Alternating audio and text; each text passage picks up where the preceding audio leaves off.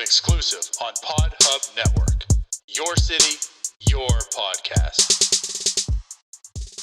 To the delight of this crowd, McClendon marches down the dugout steps with first base. McCutcheon's throw. The runner breaks to the plate. Here's the throw. Wow. He is out. The Buccos win.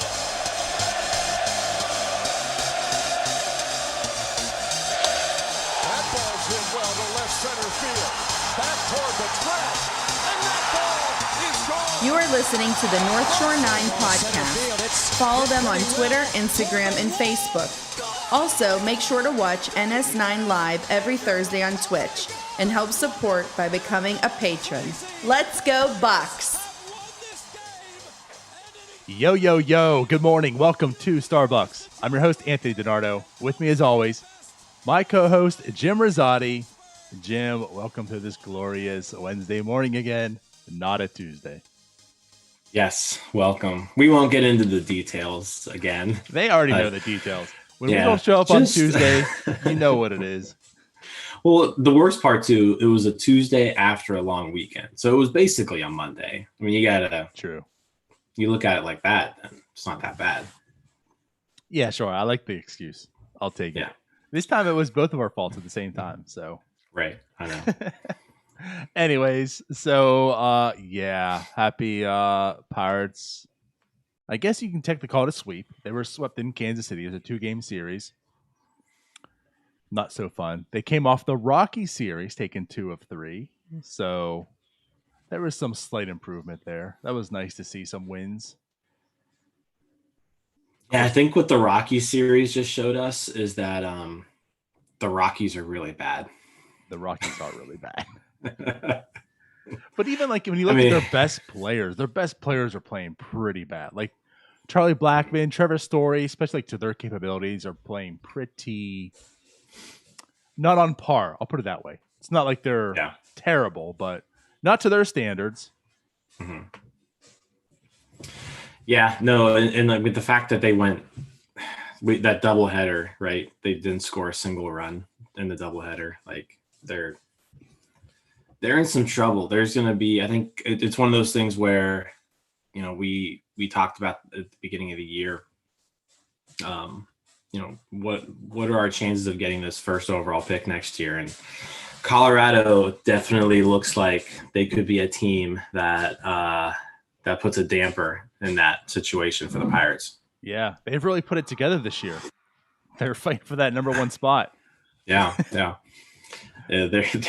not good. They're like, you know what? Forget this analytics team. You're all gone. They disbanded. No analytics team in Colorado. The GM just bounced. They're like, we'll pay you to get rid of Arenado, right? We just want that number 1 spot. So, yeah, Charrington's got a tough time coming up here for him. Yeah, between Colorado and Baltimore, it could be tough. Baltimore is really fighting for it.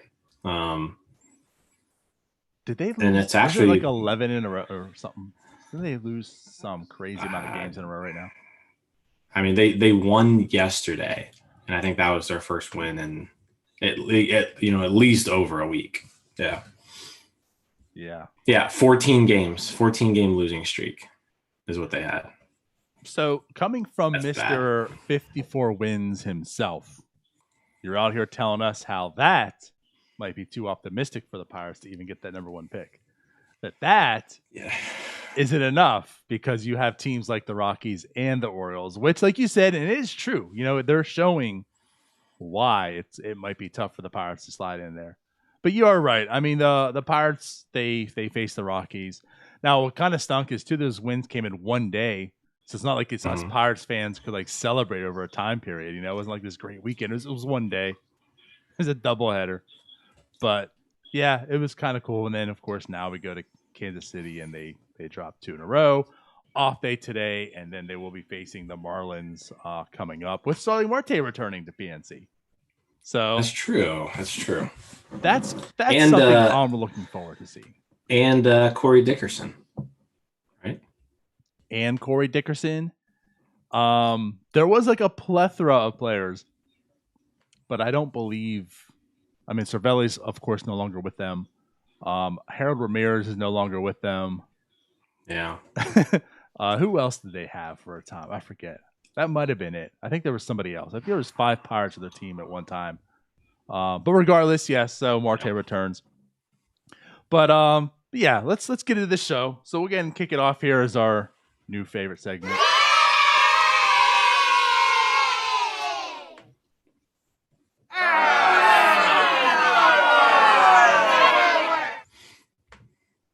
How many bucks you give? So Jim, let's go ahead and decide here. How many bucks do you give? We'll kick off the shows now with this. I have my 5 questions for you. So my very, very first question. How many bucks do you give that the Pirates and the Royals were on ESPN Monday Night Baseball? Ooh. I mean, I guess it was refreshing to I actually enjoy listening to the Pirates guys. Sometimes they can be annoying, but like there are guys, right? So every once in a while, I do find it a little refreshing to listen to other people. So I'd say at like the beginning of the game, I gave it like a $2. All right, like just I cared a little bit, and then as the game went on, those $2 went more to $1 because the broadcast was just so terrible. It wasn't even talking about the game, which I don't fault ESPN for. I mean, you have the Pirates and the Royals facing off against each other, and what was a pretty boring game for the most part, like especially the beginning part of it. Yeah, I'm probably gonna try to find a lot of stuff to talk about too. So. It was an interesting broadcast. They had on guests. They went seemingly 30 plus minutes without discussing the game whatsoever. They said Adam Frazier is like somebody that the Pirates should be building around. Like there was just a lot of weird information and tidbits being thrown about. So at the end of the day, $1. It was not a great broadcast, but I guess it's always kind of cool when your team's on ESPN. But it wasn't the A team, that's for sure. Yeah, I'll tell you. I put it out there. I was like, that deserved more to be a podcast than like a game being broadcasted, because you're right. It was really just conversations about baseball that kind of involved the Pirates and the Royals. I like that. Yeah. I like conversations about baseball. So like to an extent it was okay, but it's like I also want like talk about the game a little bit. Right. Well, that's what I'm saying. Yeah. It was like the game was like the excuse for them to come on to talk their baseball. Nothing to do with the game. So yeah. Anyways. So my next one for you. So $2 on that, right? $2. Yeah, we'll give $2. My next one is, how many bucks do you give on MLB getting it right on the Marcell Ozuna situation? I guess like $4. I mean, clearly it's already, this is kind of their policy, right? I mean, they have a domestic violence policy in place. So the fact that, they're following it doesn't really surprise me, but no, yeah, it's a terrible situation. There's absolutely no part.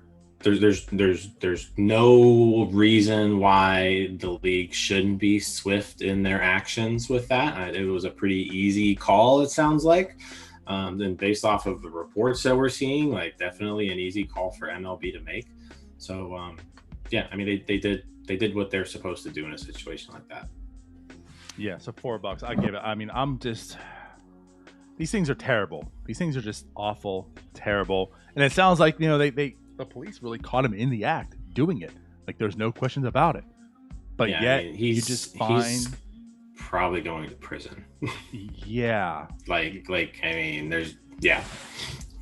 Yeah, so I don't know. Like I said, I'm putting it with the MLB. I just hope they get this right. Now, of course, they might be forced to if he does go to prison. But yeah. So anyways, next question. I'll let a letter note here. And since we're doing this today, I had to update the question. So now, How many bucks do you give on Adam Frazier leading MLB, all of MLB in hits, but now also leading MLB in doubles? Mind you, he has a 2-hit lead and a 2-double lead.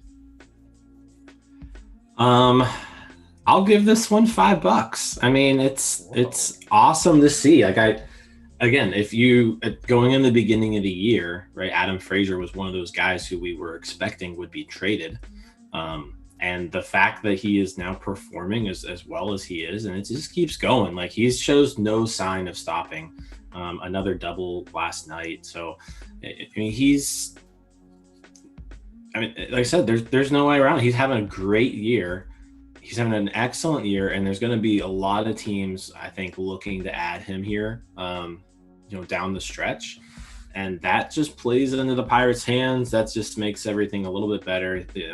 You're looking at probably a pretty decent return now for Frazier, whereas before I wasn't really sure what he could land. Right. We'll talk a little more about Adam Frazier later. Yeah. So, as we always do. He's one of the only bright spots we can talk about. Right. There's like 3 things. All right. So the next one is the amount of Tommy John injuries for pitchers in 2018. I'm sorry. The amount of players on the IL due to Tommy John in 2018 was 22. In 2019, it was 27. In 2020, it was 17, albeit, of course, a short season. This year so far, we have a total of 29 players on the IL due to Tommy John. How many bucks do you give about that stat? Yeah, so this is something that I've actually talked about a bit in the past. I think it's a cause for concern for 2 reasons. One, you have pitchers now who are throwing the ball ridiculous speeds, and I don't know if arms are meant to do that or not, and that is what is causing all of these arm injuries, right?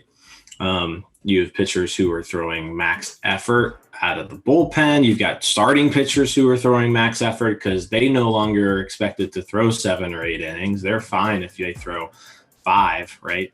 Because now you've got these 14 pitcher bullpens that can work 4 innings if you need them to. So there's all of these things contributing to it, I think. Just pitchers throwing harder, pitchers trying harder. And then you take into account that they didn't really do this to the extent that they are last year, right? And I think it's kind of like a perfect storm. I don't know what I have some ideas as to how you can potentially fix this whole, and I think this problem goes hand in hand with like the balls in play issue too. But no, I mean, this is a problem. $5. I'm giving $5. I mean, you don't want to see you don't want to see pitchers going down over and over again with arm injuries, especially right now when pitchers are paid a lot of money. Like you pay a lot of money for good pitching now, and you want those pitchers to be on the field, or you're just wasting your money on them right now. So no, it's an important issue. I don't know how much longer we'll talk about it, or if we'll talk about it later here in the show, but I think it just goes into the whole deeper side of baseball's problem that they have right now, and the injuries to arms is just another side effect of that. Interesting. Yeah, I think there's a lot to be concerned, and of course with the whole 2020 shortened season, weird baseball stuff, there's that can possibly play into this as well. So I'm really concerned. But anyways, the last one I have for you is how many bucks do you give on the Brubaker and Keller combined shutout to the Rockies in the doubleheader on Saturday?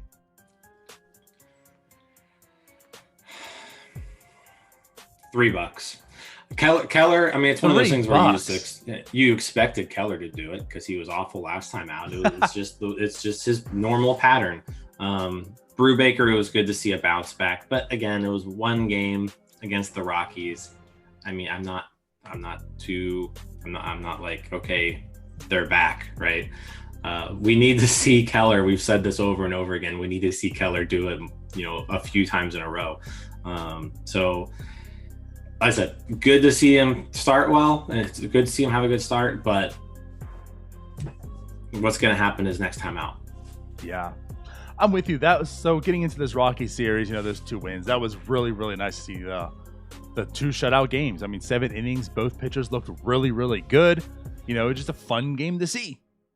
But then you kind of like remind and sit back and say, well, it was the Rockies, so like, does this feel right? It's kind of a little dirty, like these doubleheader shutouts, So it's like, I don't know how far to take this. I want to be happy and excited that Keller looked good, which you're right. I mean, it's always, I don't get it, but it's always this bad start, good start, bad start, good start. And like, we've had enough sample size right now that it's like a legit thing, it seems, It's not like this happened like 5 times in a row. I mean, how many starts has he had so far? We're already into June. He's at 10 starts, and it has been every other start. Yeah. So I don't know how to make of that. The JT Brubaker, yes, it was nice to see him bounce back. He's had 2 kind of rough outings there. So yes, like all good things. Like, I guess to take it like they did what they were supposed to do, but at the same time, it was the Rockies. They're awful. So it's like, do you take much stock into those 2 starts? I don't know. I mean, again, they did what they were supposed to do. I'll walk away with that. Yeah. I mean, they did good. Let's see if they can keep it going. All right. Well, what do you want to talk about? Anything specific in those 2 series at all? Nothing like really jumped out. No, I mean, I will say it's nice to see. It looks like Bryan Reynolds is still hitting well. The pop is coming. He's got, I think, 7 home runs now. So, I mean, you're looking at Bryan Reynolds. He's putting it together a very, very good season. I don't think we'll talk about we already talked about the Will Craig thing. We went on Thursday and talked about that, so we're good with that. Albeit Bucko Mike probably wouldn't mind us talking about it again, but yeah, we're good with the Will Craig situation. But no, I mean, Bryan Reynolds. Let's real quick. 140 weighted runs created plus right now. 1.8 wins above replacement. We're about a third of the way through the season currently. Mm-hmm. So I mean, you're looking at a 5+ win season right now out of Reynolds with the pace that he's going. So I think that is a huge bright spot, because he was one of those guys where, like, going into the year, he was a question mark. Like it was more like, okay, is Bryan Reynolds going to be a guy who's going to be a part of this next Pirates contender? That we're hoping we see in 2023 and 2024, right? Is he going to be on that team? Or is he just going to be a guy who's going to play during these bridge years, right? Yeah. So I think he's answering the question that Bryan Reynolds is can be a long-term piece on this team. I'm with you. You're exactly right. Like, him and Newman came in with like the same question marks. I think we had more trust in Bryan Reynolds than Kevin Newman, but it was the same thing. They both had fantastic 19s. Awful 20s, so it's like, what are you going to get for 2021? And I'm totally with you. And like, everything that Bryan Reynolds is doing, nothing stands out and says like, well, this is unrealistic. Like, he's going to tail off. Everything seems as if like Bryan Reynolds can continue this pace. Like, you know what I mean?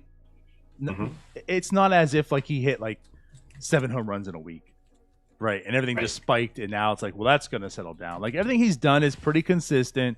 Nothing just out of the ordinary and stuff. So I don't know if he's going to continue being like a 5-WAR type player like his rest of his career. In that degree is what I'm getting at. But I definitely see like he is a productive player. He proved it in 19. He's proven it again. Everything remains the same and consistent. Like, this guy is, well, if you want to use the term, which I tend to hate, but like, he's a professional hitter. Like, this guy wakes up and he will hit. He's not dripping with power. He's got a little bit there. He can hit home runs, but he's not going to, right? I think like our over and under this year was like 17 or 18 home runs, right? And that was like a really, really tough spot to choose. Choose that. And he's kind of proven that again. In terms of WAR, like you mentioned, a 1.8 WAR. I mean, he ranks in baseball as the 23rd most valuable offensive player. You know, like think about that. He's better than the best player on some of the teams out there. You know, that says a lot. I mean, for this team, and also funny. We'll get to him like I mentioned, but like Adam Frazier's 28th. Just think of this offense. Like think about this team. You have two guys in the top 28, right? Reynolds at 23 in terms of WAR, Adam Frazier at 28 in WAR, and like they're still that terrible. It just says so much for this team's drop off. As you've led to point out, like with Adam Frazier and Bryan Reynolds, how productive they are, and still this offense sucks. Yeah, jeez, it is kind of crazy. I mean, you have two guys in the top 30 as far as offensive production goes, like valuable position players, and this offense is just completely inept. Outside of those two, it's rough. Well, but we do have a bright spot coming back tomorrow, so I think we can all get really excited about that. Like that's such a huge pick me up, not only for the Pirates but like for this fan base, right? Because I feel like we've gotten into this point in the year where it's like, oh my God, these guys, like they're brutal to watch at times. They were like really fun there. They could be fun every once in a while for 2 months, and then they hit this stretch these last few weeks where it's like, oh boy, these guys are bad. But Brian Hayes coming back tomorrow, huge pick me up.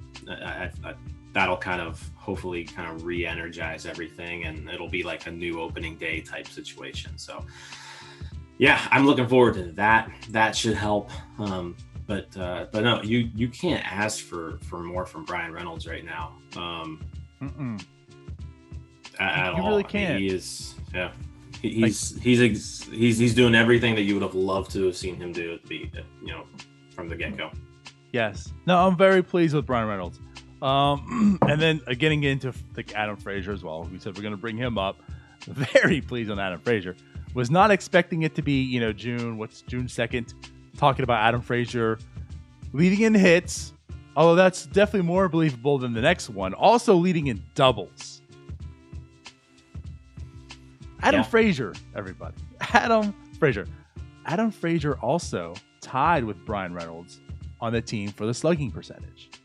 Adam Frazier. That slugging percentage being .481. Can I also tell you something? Adam Frazier dripping with power. Do you know who he's out slugging this year? Mind you, his slugging ranks. Hold on. His slugging ranks 40th. We'll tie for 39th, I should say. He is out slugging the likes of Bo Bichette with 11 home runs. Out slugging Eduardo Escobar with 13 home runs. Yerman Mercedes. Who cares about him? Give me an Adam Frazier. Justin Turner, get out of here. Carlos Correa, you stink. Adam Frazier, baby. Hits leader and dripping with power. Get onto a contender.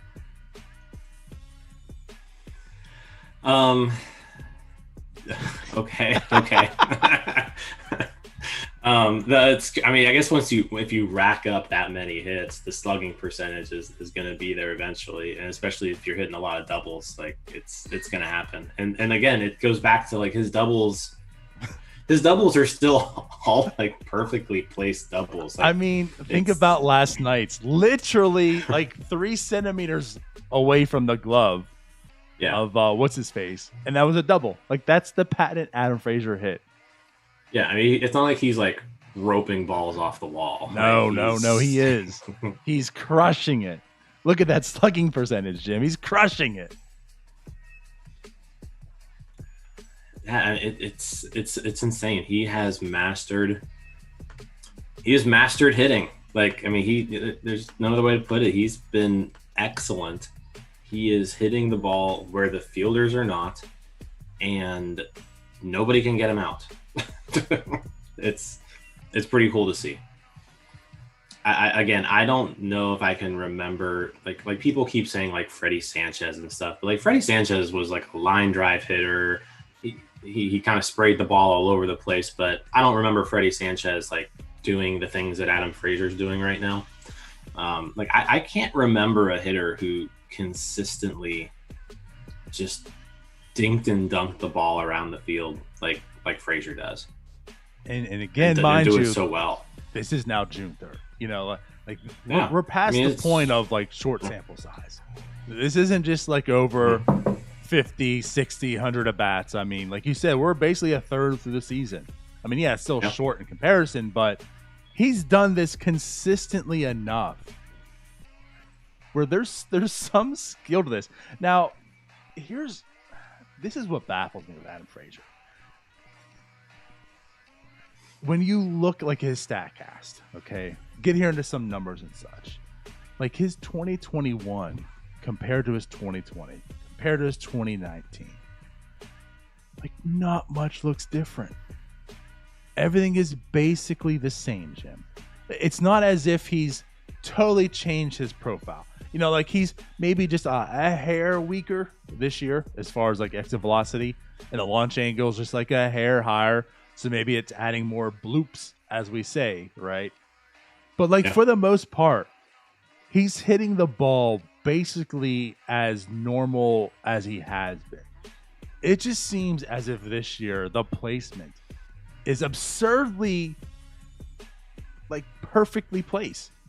And like that's what's happening. And you're right. Like I've never seen anyone master what he's doing, and it seems as if that's like literally what he has done. He has mastered this. Well, I think you mentioned like what's changed, right? And I'm seeing there's two changes, right, that has contributed to this difference from year to year. One is the contact rate. He is putting the ball in play a lot more now than he used to. He's not striking out nearly as much as he was. He is. He was 15% last year. This year he's 11%. So that's a few more balls in play. But the other thing too, you mentioned it, is the launch angle, right? So the thing is, before he was hitting, and like I said, his exit velocity is terrible, 85 miles an hour. It's that's if you look at it, and it's like that's one of the worst in the league in exit velocity, and it's about the same, year after year. 85%. But the thing with that, if you're going to hit the ball 85 miles per hour, if you're going to hit it on the ground, it's going to be an out. If you're going to hit it a little bit in the air that bloops over an infielder's head, it's going to land in between an infielder and an outfielder. So I think that's the big change. Is his launch angle is up 3.5% from last year. It's the highest it's been in his career, right? So you're now looking at balls that used to be hit either at an infielder or on the ground are now being hit in the air, right? His ground ball rate is down 10% this year. Yeah. So he was 45% ground balls last year, 35% this year. So that's the difference right there. He's now hitting the ball in the air as opposed to hitting it on the ground. And so when you hit it at that speed, right, it doesn't have enough speed to get to the outfielders. So that's basically what's going on here. Is he's no longer hitting it on the ground, so it's not going to an infielder, and he's just hitting it in the air, not hard enough to get to an outfielder, and it's working. And right, and like I felt like last year the major thing, it was almost like a routine. Adam Frazier ground out to second base. Yeah, that's not what he's doing. So and you're right, like he has perfectly mastered this hit. Last night's, again, to a degree, was just to the extreme. I mean, that should have been an out. You would think it was going to be an out, and it turns out being a double. Adam Frazier extends his hit and double lead. But like, I don't want to say this is entirely fluky. I mean, I don't think he can sustain this level. I just don't. I mean, I don't care. You can't just be this perfect, I feel. Again, I don't, this is coming from me. I'm not saying like he's going to turn into a pumpkin by any means. Like he's found something, he's doing it well, but like I just don't know if he's going to continue to be like this 330 hitter and leading the MLB in doubles. Like things got to normalize a little bit. Like sometimes someone's got to catch that ball, right? Maybe the outfielders finally start playing him in a little bit more, because he's definitely not hitting it to the warning track. Like that's a mistake. When Adam Frazier hits a home run, that was a mistake. You're right. He screwed up. Yeah, it's one of those things where like, how do you play him? Because if you do play him to sure. I mean, he's certainly capable of driving the ball, right? I mean, we've seen it before.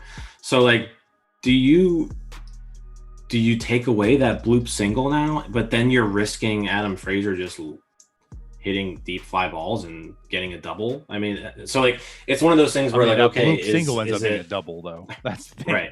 Right. So it's hard to defend them because it's like a give or take. Like, do I take away the single, but then if I do that, I'm potentially just giving him a double, right? So it's hard. I don't really know the best way to defend him because I think he's shown that he can do so many things that it's almost like, you know what, just give him the single. You know, it's like, do you just concede it at this point? It's an interesting thought. It's you're right. And I mean, of course, to be a little bit fishy this here, I'd rather give him a single because then I can just throw him out on the base paths. Because that's it. You know, like there's one thing Adam Frazier does really, really well, and it seems like everything else he's done very, very poorly this year. But yeah, but I'm just saying, like with Adam Frazier, he can't keep this up with this profile. Like I don't know, it's mind-boggling to me too. Maybe I'm just not experienced enough. I don't know. Maybe I have to look that deep into it, but like I've never seen up close this type of hitting consistently. It's so bad that it's so perfectly good. You know, I mean, really think about that. And like this degree, I mean, he just, I don't know. He just perfectly is hitting this ball right where it needs to be every single time. And it's just not hit well. You know, and it's not even like the Juan Pierre like slap hitter and like this superb speed, because he's not even like the fastest guy anymore either. You know, like his sprint, he's very, very mediocre, league average as far as how fast he is. Yeah, I mean, it's again, it's kind of crazy to see. He is seventh. He is the seventh worst exit velocity in baseball. Only Kevin Newman is worse on the Pirates. But you know what's interesting is like another guy, right, who is kind of right in there and is doing things similar to Adam Frazier is Nick Madrigal. So like Nick Madrigal, exit velocity 84.8. Kind of doing the same thing here, right? I mean, he has one barrel. Nick Madrigal has barreled one ball on the year. Frazier has barreled two. And Madrigal's kind of hitting right around, you know, he's been hovering right around 300 all year. So, you know, every once in a while you kind of get this perfect storm where if you put the ball in play a lot, you're going to find hits. You know, we saw it with Kevin Newman in 2019. Yeah, I mean, is Adam Frazier going to hit 330 every year for the rest of his career? Probably not. But it's working this year, and as long as he keeps hitting it at that angle that he's at, it's working just fine. God, does he love the lines? Like that's the other thing too. Like he just perfectly places it right in no man's land, right between the third base and right fielder, shortstop, or the second base, first base, and right fielder. Like just perfectly on the line too. I don't know. Anyways, enough of Adam Frazier though. But yes, I mean him and Bryan Reynolds have certainly. I mean, they're carrying this offense, and right, I don't think we give enough love for Bryan Reynolds too. He's done a fantastic job this year. I've really liked what I've seen from him.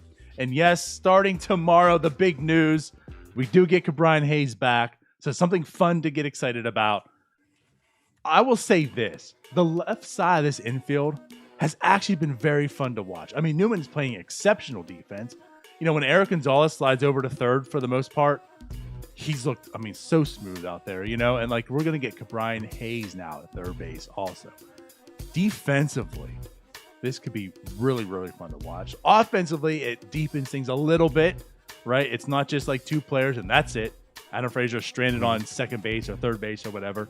But also the other thing too, Jim, Colin Moran, Phillip Evans both made their rehab starts last night in Indianapolis. So like we're starting to get the real team back, which I don't know if you're listening to this, if that's a good thing in your thought, right? Like, oh no, they're about to be good again, or it's a bad thing. I'm excited. Again, I don't know. The number 1 draft pick is a goal. Yes, I get that. But more importantly, I want to see these players play until they're traded. But Brian Hayes, of course, I really want to see play. So I'm excited to kind of get like some offense back to this team. Yeah, I mean, it's basically going to be, we should be getting back to our opening day lineup here very shortly. Right. Colin Moran at first, Hayes at third, Phillip Evans kind of playing all over the field. So hopefully, we're back to that here very soon. But yeah, I am super excited to see Brian Hayes again. Very much. And that's something to say. I mean, this offense isn't good. It's terrible right now. And it's not as if we're saying like this is going to be a formidable offense. But like there is actually some offense. When you think about like Colin Moran's had a really productive year. Brian Hayes is Brian Hayes. Stallings has had a very productive year. I mean, Adam Frazier, we talk about like Reynolds. I mean, like with these guys come back, and of course Phillip Evans, he's fell off a little bit, but I mean he's definitely gonna be better than like Kevin Newman, Eric Gonzalez, those types. I'm sure, hopefully. But like at least you can watch this offense. I'll definitely say that. Like this, it's not gonna scare you away, but at least it's competent. 1 through 6 now, at least, not just That's 1 the through thing. 2. Adding Hayes, Moran, it at least lengthens the lineup a little bit more. You don't have to have Eric Gonzalez, Kevin Newman, Polanco. Like you're not like stringing together 5 batters who are just all just incompetent right now. Right. I'm with you. Now, let me ask a quick question before we move on to the process here too. Tom, what do you make out from him right now? And I want to bring this up because it feels like right now we're at that point where like the honeymoon's still on, right, with Tom. He's still kind of fresh. He's been productive. Kai Tom. What are we really saying? I mean, because I think there's definitely a band of people who think he's a good player, and I'm still not on that at all yet. I know the numbers say for him so far as a Pirate, but I think my take to put out there first, like I talked about, like Adam Frazier. I talked about Bryan Reynolds. Everything he's doing seems sustainable, right? Everything he's doing is pretty much to par what he's doing. When you look at Tom, he is productive because he walks. Like literally the reason he is productive offensively is because of his walk rate, which is like absurdly high right now. 14.3%. He's pretty much never done that before. Like once that 17.6 now. Oh, my bad. I'm looking. Let me. Yeah, you're right. I thought it was higher. Actually. Well, for the Pirates, it's 17.6. It was 0 for Oakland. That's the combine. That's a combine. Right. Right. So again, so that makes my point even better. So he's a 17.8% walk rate with the Pirates. Never, ever in his career, except for like in Cleveland in A ball with 28 games was he there. He's pretty much been like a 10 to 11% walk rate type of guy. I mean, he gets on.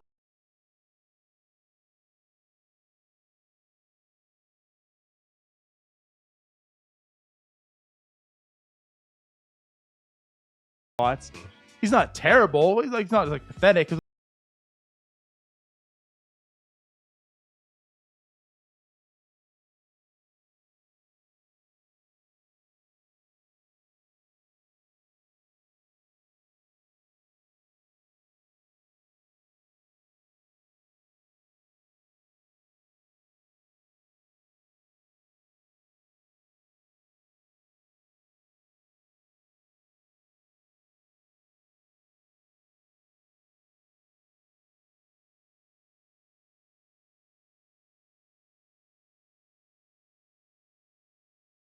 He's gotten hit 4 times. That's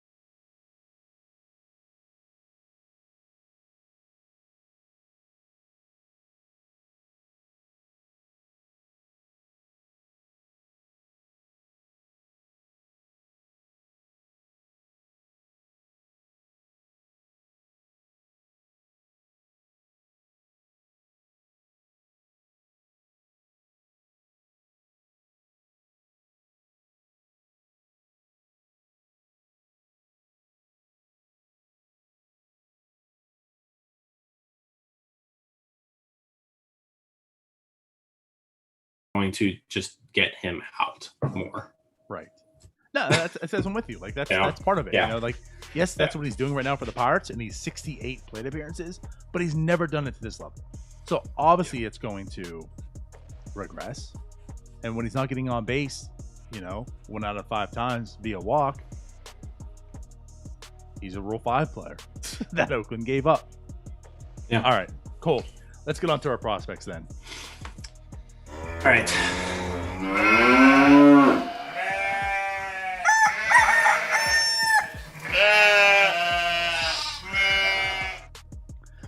All right, Jim. The time of the day. We get to talk about fun stuff, prospects. And it was a little bit more fun. Well, I don't know. Some of it was fun. There's still some injury stuff, but yeah, some of it was fun. Rosny Day, Contreras Day yesterday. He had a very, very nice bounce back, I will say. Yeah, Roansy Contreras, had a rough outing, his first rough outing of the year last time out. Yesterday, every Tuesday is Roansy Day. So 6 scoreless innings, no walks, 8 strikeouts, kind of back to his normal dominant self. So good to see that bounce back performance. Again, finished strong too. Struck out the last 3 batters. Yeah. It's just one of those things where, when you have a kind of a hiccup like he did last week, kind of getting back to this, which has been his norm now. He's now demonstrated that he's doing this a lot more than he's doing anything else. So it's good to see him put together another dominant performance. Yeah, and I guess to quote, semi-quote, Joel Hanrahan mentioning how that's what he wanted to see, this bounce up. That's what's important, right? He had the rough starting. Cool, it is what it is. The young pitcher. These guys are going to have rough starts, right? How does he bounce back from this? Well, he did it pretty damn well. Like you said, 6 shutout innings, 8 strikeouts. I think he got touched a little bit. He had 2 hits in the first, I think, something like that. Maybe in the second. He had a few hits there, but then settled down. And again, as I mentioned, finished strong. 3 strikeouts to finish his outing. Nice bounce back. Good start from him. I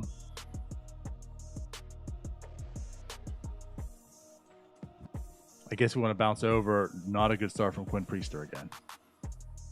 Yeah, which he was putting together a couple good starts in a row. He had gone 2 good starts back to back before this, so not a great start. Yeah, kind of got roughed up a little bit. 8 hits in 4 innings, gave up 5 runs, only struck out 3.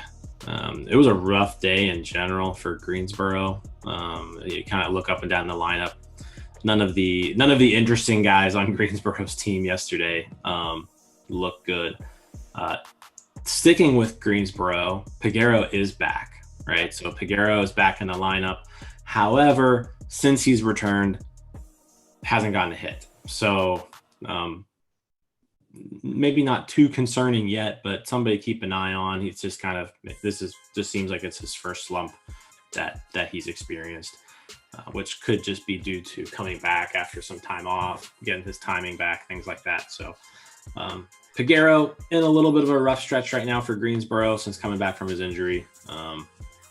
So definitely a guy to watch this week to see how he responds to that. Agree. Maybe he's going. So he had 2 bad starts, 2 good starts, bad start. Maybe he's kind of getting that Keller vibe to him, just going 2 at a time. I don't know. But yeah, it was a little bit. That was disappointing. The first 2 starts were bad. Then he had 2 really good starts, and you figured, okay, maybe just the first 2 were, just getting back into baseball, right? It's been a while since he pitched. Last night, again, pretty, not gonna say disappointing, but I was hoping for better. But yeah, Quinn Priester still, there's reasons why he's got that hype. Still got to watch for, obviously. I'm very interested every time he starts. A guy that we haven't talked a whole lot about, and I'm kind of sticking with pitchers here. But he got his promotion to AAA last night. Max Kranick actually pitched pretty well for AAA as well. He's the Pirates' 28th prospect based on MLB pipeline. He's coming close. He's close. What are your thoughts on Max Kranick?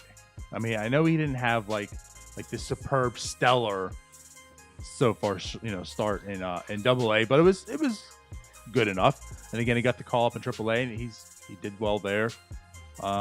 We already know with like the pitcher situation and everything, like is Max Kranick maybe some guy we didn't talk about, maybe going to see the MLB this year. Yeah, I think with especially seeing like Cody Bolton go down, things like that, it definitely kind of pushes him up on the depth chart a little bit. I don't know if he's gonna ever be anything more than like a number 5 guy, but he's had some injury issues in the past, which has kind of kept him from having like these breakout seasons that you'd see from him. Right. But like he throws 4 pitches. He throws them all relatively well. Like none of them are amazing, but they're all good. So he's got like the stuff that you'd want to see out of a back end starting pitcher. I think he's definitely a guy that you could see make a start or two this year. Like he's certainly capable of doing that. He kind of fits the mold, of like Chad Kuhl to a point, like these guys who have come up and they've produced at every level that they've gone up, but so eventually, like I think he's going to be in the majors. He's on the 40-man roster also, which makes him a little bit more interesting and probably a little bit easier to see this year, because you don't have to worry about dropping somebody to add him on. His velocity is up, apparently. He's able to reach about 98 miles an hour now. So I think, keep an eye on him, because he's definitely now, especially with the news we got yesterday with Yajure getting some forearm tightness, which you never want to hear those words together. But with Yajure being hurt, Kranick is now one of those guys that is kind of next in line, if a spot opens up in the rotation. Yeah, man. Like you said, like Bolton already down. That was a guy that we're looking at as far as prospect wise, right, to come up and pitch this year in Pittsburgh. Obviously, Yajure, which he has, but you're probably hoping to get a lot more out of him as the season progressed. And you're right. Again, bring up that news. Yajure had the forearm tightness, which you said you never want to hear that. I mean, the Pirates say that they're going to plan on doing some rest. Hopefully that fix the ailment. We'll find out. It seems as if we've gone this route many times, and then 4 months later you hear Tommy John, aka Chad Kuhl and Jameson Taillon. I hope that's not the case, but like this is never anything that you really want to hear, and apparently it crept up last start in AAA with him. So I mean, with Bolton out, possibly Yajure, it could be, yeah. Like Max Kranick is potentially like that next man to step up and get some starts this year. I mean, albeit of course, as you're expecting, come July trade deadline, some pitchers probably to move on. But yeah, also not good news on Yajure. So we talked about some positives and some negatives. Definitely negative was Yajure getting injured. Sticking with the injury theme, we didn't really get like a great update, but I guess an update to the Travis Swaggerty situation is it's looking like surgery. So, I mean, regardless, I don't think like Tyler, I think said it perfectly like last week. I don't think it really matters which direction happens. It sounds bad.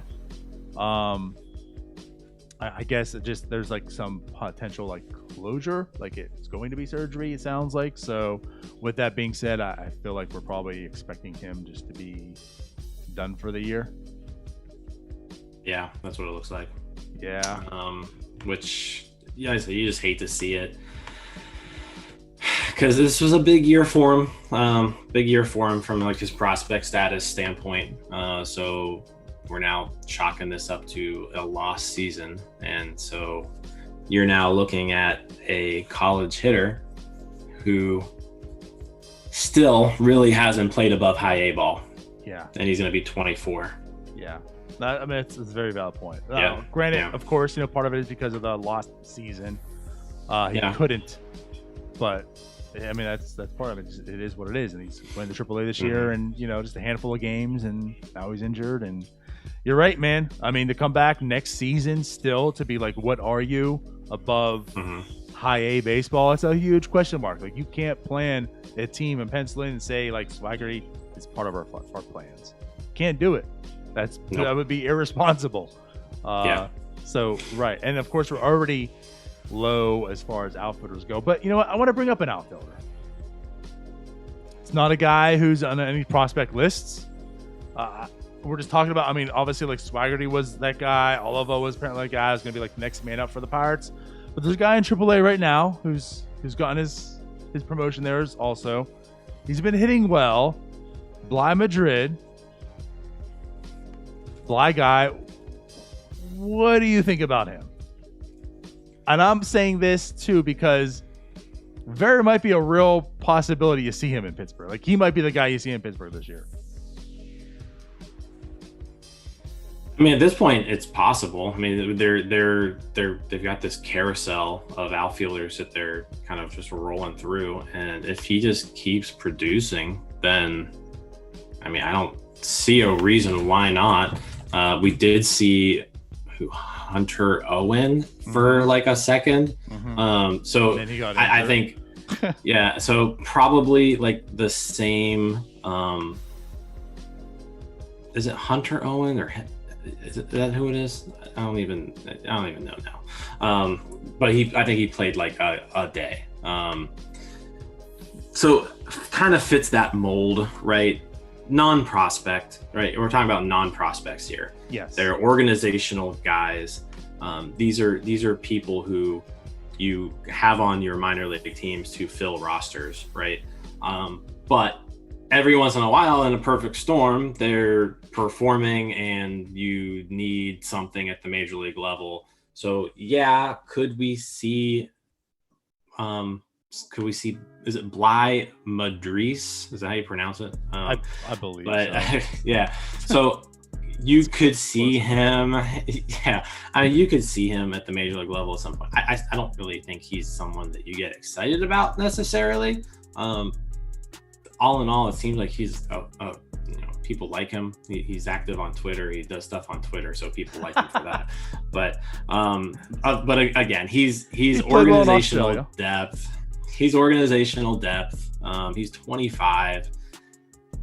I don't really know what a lot to say with him. I mean, if you're 25 at AAA, you're just now reaching AAA. You're not a prospect, but there's a potential to see him this year, especially with just how this team is going. And the outfield carousel that we have. Yeah. Yes. And but man, yeah, I can think about, I mean, we're talking about prospects and injuries. I mean, Hayes was injured, this year. Technically, he's still a prospect, even though he was with the major league club. Gonzalez, Peguero. I mean, the list, like, Swagger just goes on and on. Bolin. I mean, man. Let's talk about Hunter Head a little bit here. I want to mention him because he's having like a bit of a productive season. I don't get to watch the games. This would definitely be like a Tim Williams question, right? But something that makes me stand out and wonder is he's doing very like, I'll call him Hunter. I called him Hunter earlier before too. I remember you said Hunter, season, yeah, right? The trade and stuff. Hudson Head. I mean, he's definitely got like the strikeout power, like combination, right? Like, what's he going to be? Like a lot of O'Neal Cruz to his game a little bit, but he's walking a lot this year. And I wonder if there's something to his approach. Because he's been leading off quite a bit this year. Is he kind of just like seeing a lot of pitches? Because his walk rate, almost like to Tom's scenario, has really increased this year. His strikeouts as well. And of course, like, he's hitting the ball at a very low average. So like, I'm curious if he's just like part of his approach, right, and maybe development, they want to see him like watch and see a lot of pitches. I don't know. It's a good question, and actually just quickly looking at the numbers, right? let's just look at 2019. 2019, he was an 18-year-old in rookie ball. He had 141 plate appearances, and he saw 269 pitches. That's less than 2 pitches per at bat. Whereas now he has taken 94 plate appearances and seen 387 pitches. So he's now over 4 pitches per at bat. So I mean, if you're just looking at that right there, and also, I don't know if that first number is correct. That seems really low. Actually, where are you getting that too? Fangraphs. Getting these from Fangraphs. The batted ball numbers on Fangraphs. So he's seen 387 pitches and 94 plate appearances. So I mean, over 4 pitches per at bat for plate appearances is something there. I don't really know what the average numbers would be for an A ball, but I mean that seems like, if you just compare it to his rookie ball numbers, it's a jump. As long as those rookie ball numbers are accurate. But that could be it. Yeah, I mean, that could just be his approach has changed. He's trying to see more pitches, which is caused the higher walk rate. It's also caused the higher strikeout rate. Maybe he's being more selective, which is causing more power, right? Yeah, I don't know. That would be a good question, I think, for Tim. We need to get Tim on. Yeah, we do. I do want to, but you're right. That was a little bit of observation here. Like I said, the walk rate is tremendous. The strikeout rate is still, I mean, it's worse. I mean, that we knew that was going to be a problem, right? And it's progressively gotten worse. But, I wonder, like, is it a bad thing? Maybe because the type of player he is and the lost season and everything, like maybe they just want him to see a lot of pitches. Maybe he wants to see a lot of pitches, right? So we'll find out. But again, like also the batting average is at 192. He's not getting any love there when he does make contact. So right. But albeit even batting 192, he has a 111 weighted run created plus, so he's like above average as far as that league goes, at the leadoff spot for the majority of the time. But yeah, Hudson Head, like again, interesting prospect. I still don't know what to make out of him. He has some. I think he's just one of those high risk, high reward guys still right now, where he's still pretty young. He's 20 years old. He clearly has some talent, right? I mean, at 20 years old, he's hitting above average in A ball. He's walking. He's driving the ball. You can see the power.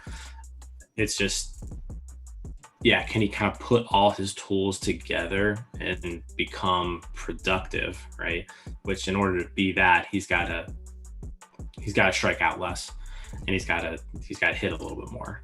So we'll see just how it goes. It's early on. I mean, he's now played 50 professional baseball games in his entire career, so it's super early for him.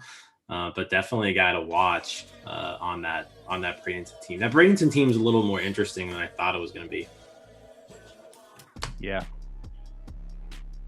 Between him and Escato looks like a real guy to watch. Another guy from the Tyone trade, but he has looked really good, playing shortstop mostly for Bradenton. He's 8. Yeah. He's just about to turn 19, but he's 18 years old right now, and his numbers look excellent. Yes. Yeah, another guy who from that trade. And I remember too, like specifically speaking of Tim Williams, like when we had him on, like that was definitely a name tossing around. Like what he could bring. And as it currently stands, he's not even on the top 30 prospect list right now. But I can, certainly see him creeping up there. What he presents, the power at that position as well, and everything. Certainly a guy to be excited about and watch for. But you're all right, he's killing the ball down there. Yeah, I mean, just playing awesome. Jared Jones is actually officially in action now too for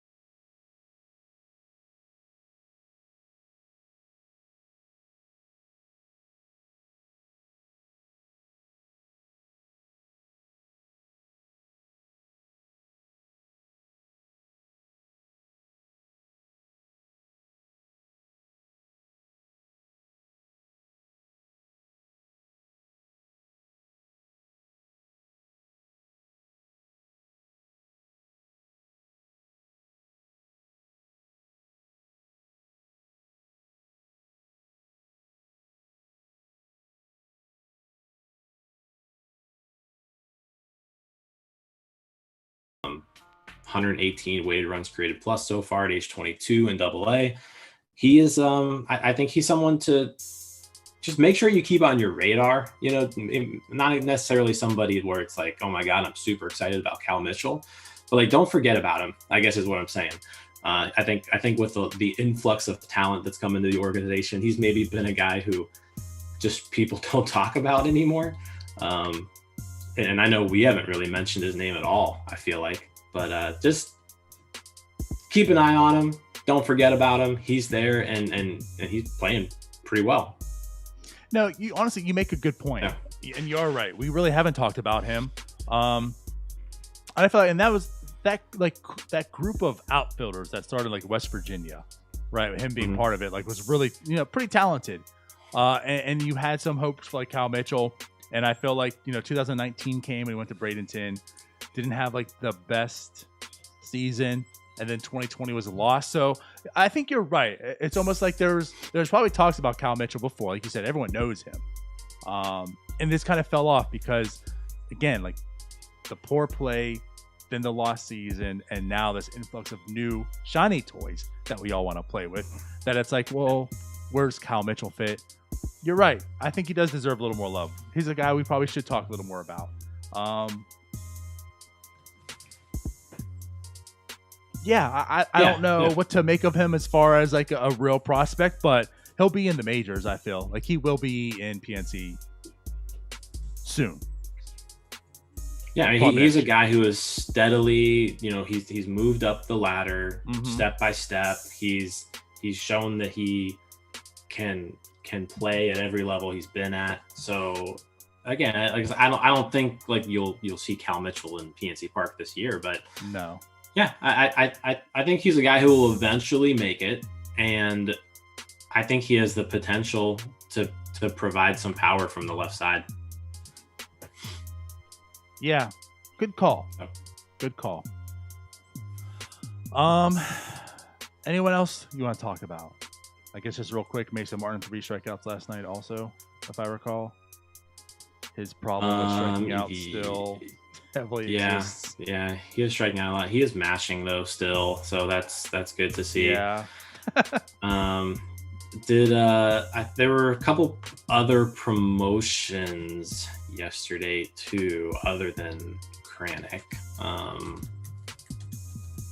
to see who they were. As you're bringing that up, just to bring up two touch base. O'Neal Cruz putting together a pretty solid week. He's hitting the ball more often now. I probably could look at his game log, but if I'm correct, does he have a hit streak going on?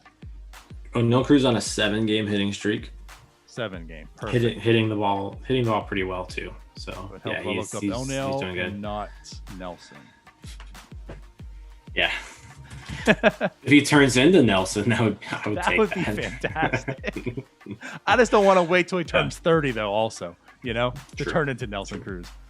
Yeah, but no, he's hitting the ball. He's at a 500 slugging percentage right now.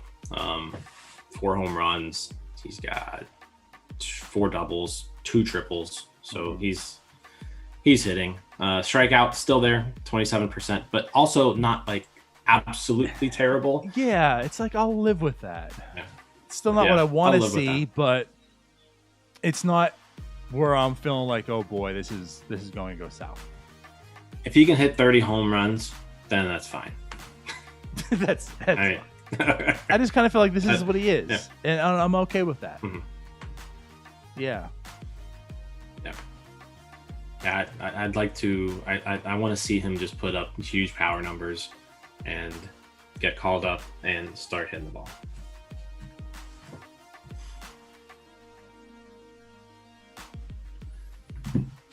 I'm with you. Yeah. All right. Well, was there anything else you wanted to bring up, or are we done with this? I think we're done with it. I've talked for a little bit today. All right. Yeah. Well, then, as mentioned, there's no game today. We'll be back with NSN Live tomorrow after the Marlins game. So I want to take you back in town. And keep Brian Hayes. And, of course, with Brian Hayes. How could I forget? Yeah. All right. We'll see y'all later. Bye-bye.